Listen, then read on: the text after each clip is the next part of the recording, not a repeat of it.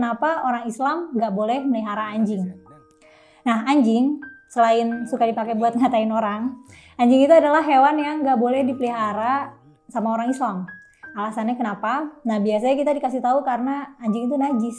Jadi di Muslim Society yang sekarang nih, melihara anjing tuh ya nggak populer lah. Kalau kamu orang Islam dan melihara anjing, orang bakal reaktif sih.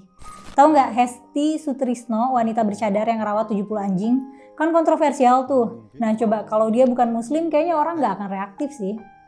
Sementara itu ya, anjing itu adalah hewan peliharaan paling umum. Dalam sejarah peradaban, anjing itu adalah hewan yang pertama kali dipelihara oleh manusia. Anjing udah kita pelihara dari 30.000 tahun yang lalu. Lebih early 10 tahun dari ketika manusia pertama kali beternak segala macam hewan ternak dan hewan buat transportasi kayak kuda misalnya. Nah, dalam sejarah peradaban, duluan kita temenan sama anjing daripada sama kucing dan hewan-hewan lain. Menarik ya?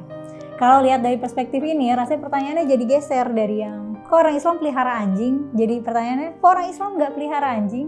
Nah, karena anjing populer dihukumi najis di komunitas Muslim, kadang tuh sedihnya jadi justifikasi untuk nyakitin anjing ya. Kadang kelompok yang menganggap anjing najis tuh jadi develop antipati gitu ke anjing.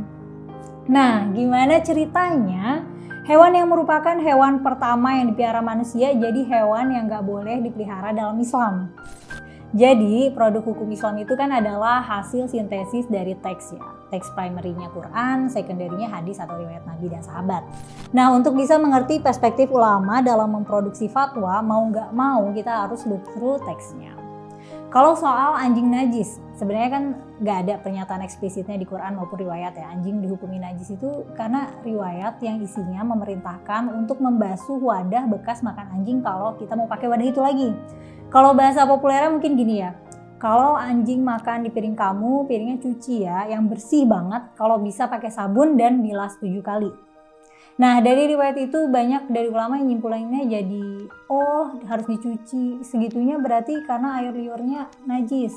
Kalau air liur anjing najis, berarti anjing itu najis. Kalau anjing najis berarti sama nih kayak babi.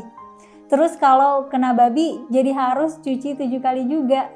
Nah, kalau babi itu emang ada pernyataan najisnya, kalau anjing tuh nggak ada. Dan bilas 7 kali itu cuma ada di teks untuk wadah bekas makan anjing doang. Untuk babi itu nggak ada perintah untuk bilas 7 kali.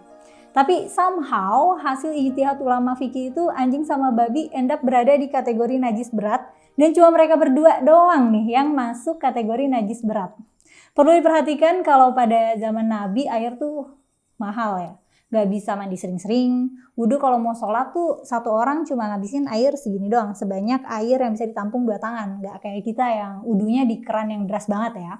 Nah mungkin makanya urgensinya jadi berasa berat banget kali ya. Jadi mungkin kenapa dikategorikan najis berat gitu. Karena dicuci 7 kali gitu, air mahal. Tapi gak tahu juga sih. Tapi ini bisa aja ya gak sih. Nabi nyuruh kita cuci piring bekas makan anjing itu karena alasan kebersihan aja gitu. Anjing kan nggak tahu ya habis makan apa, habis gigitin apa. Ya Nabi mungkin concern kalau umatnya makan di wadah yang sama tanpa dicuci bersih dulu. Mungkin ya, aku juga nggak bisa tahu pastinya of course. Cuman nih ya, kalau anjing senajis itu, gini. Anjing itu umum dipelihara sebagai pemburu. Dan hewan hasil buruannya itu halal untuk kita makan selama kita melepas anjingnya baca bismillah dulu. Nah hal itu dijelaskan di Quran Surat Al-Maidah ayat 4 dan tercantum juga di riwayat. Anjing kan berburu pakai gigi ya, jadi hewan hasil buruannya ya bekas digigitin anjing, tapi halal loh untuk dimakan. Jadi pada masa itu mungkin anjing nggak semenjijikkan itu karena kita boleh makan bekas gigitan anjing. Teks selanjutnya nih soal larangan melihara anjing. Kalau melihara anjing katanya dosanya tuh 1 qiraf, di riwayat lain ada yang bilang 2 qiraf.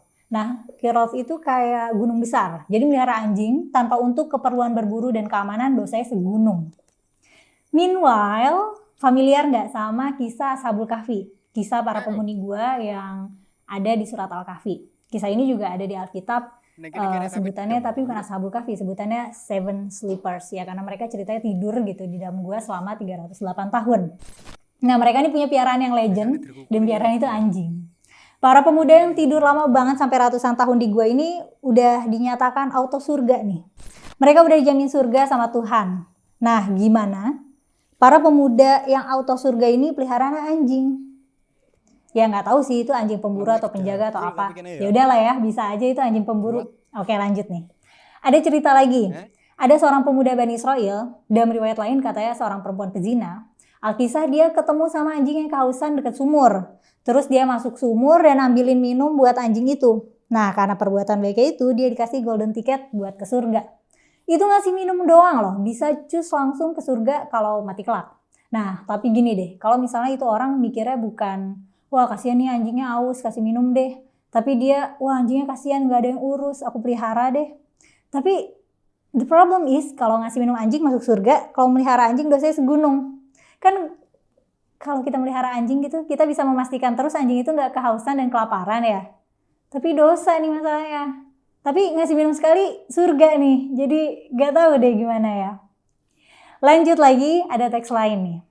Ada riwayat yang bilang kalau malaikat itu nggak masuk ke rumah yang ada anjingnya. Teksnya Sahih by the way. Sahih itu berarti verified dan confirm kalau teksnya itu otentik.